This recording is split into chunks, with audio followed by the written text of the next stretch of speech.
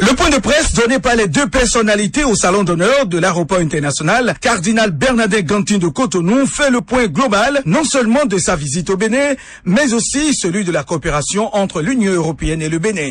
Considéré comme un exemple de liberté, de droits fondamentaux, d'état de droit et de lutte contre la corruption, le quartier latin de l'Afrique, le Bénin, partage ainsi les mêmes valeurs avec l'Union européenne. Selon les dires du président Herman Van Rompuy, le Bénin et la prestigieuse institutions qu'il dirige aujourd'hui sont des partenaires ayant les mêmes visions en ce qui concerne la dimension sociale, surtout la lutte contre la pauvreté. C'est ce qui explique le fait que l'Union européenne, malgré les difficultés financières, n'a pas réduit son aide au développement en direction de l'Afrique, surtout en direction du Bénin. Donc on a gardé notre engagement budgétaire pour les années à venir 2014-2020, comme dans la période antérieure, focalisé sur un certain nombre de secteurs, mais là aussi où la dimension économique et sociale est tout à fait primordiale. Et donc, je suis venu pour accentuer cette excellente relation bilatérale, mais aussi parce qu'on partage, et je l'ai dit à maintes reprises, ces quelques heures que j'ai été ici sur le territoire béninois, on partage cette conviction qu'il faut davantage d'intégration au niveau du continent africain et au niveau de la région, l'Afrique de l'Ouest.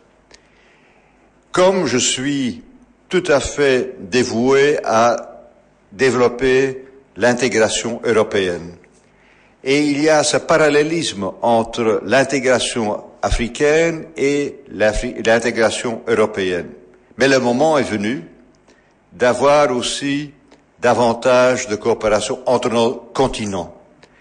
Et là, le sommet Union européenne-Afrique qui se tiendra à Bruxelles en avril, début avril, sera essentiel pour montrer ce partenariat au plus haut niveau.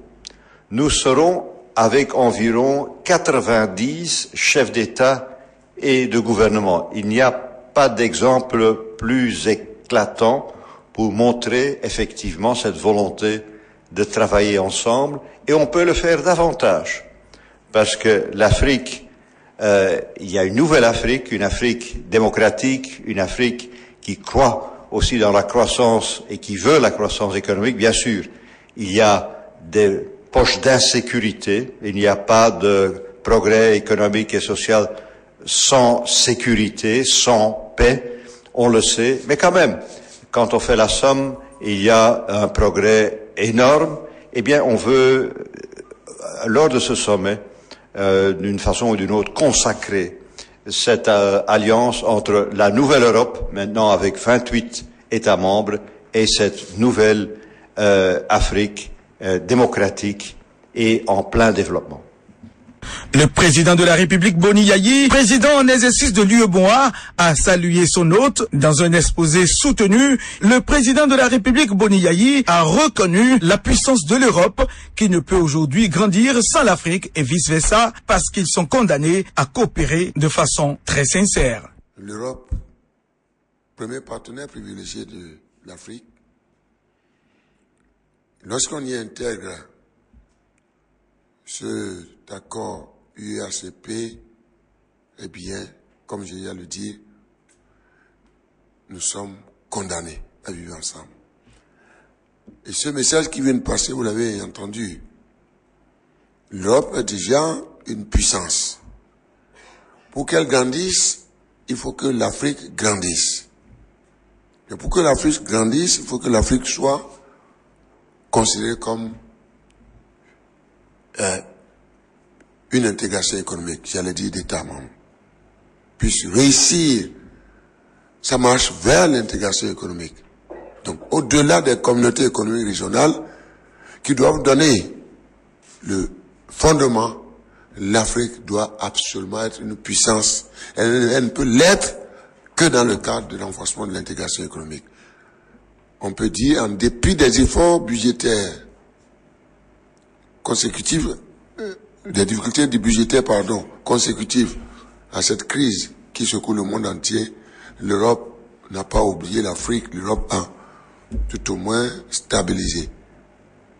Et dedans, mon pays doit s'en sortir avec, je crois, un peu plus de 245 milliards de nos francs.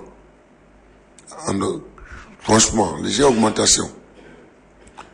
Je crois que c'est un message que je reçois et vous me donnez l'occasion de remercier le président et toutes les institutions de l'Europe et dire que, comme il a si bien dit, les points d'application ont été identifiés.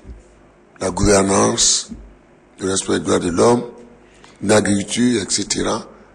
Autant de secteurs qui déterminent l'élimination de la pauvreté dans notre pays. Je pense que l'arrivée du président, il a fallu qu'il vienne ici,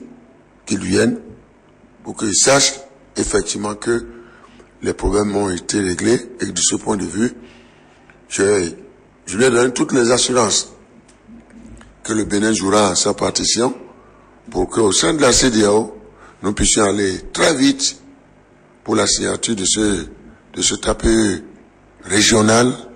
Tout en souhaitant un bon voyage au président du Conseil de l'Europe, Herman Van Rompuy, à son épouse et à sa délégation, le président Bodiayi dit garder l'espoir que l'Europe et l'Afrique relèveront les défis des temps nouveaux. C'est après ce point de presse que le président du Conseil de l'Europe et son épouse se sont envolés pour Bruxelles via Abuja, tout en gardant de très bons souvenirs du Bénin qu'ils considèrent désormais comme l'autre pays d'accueil.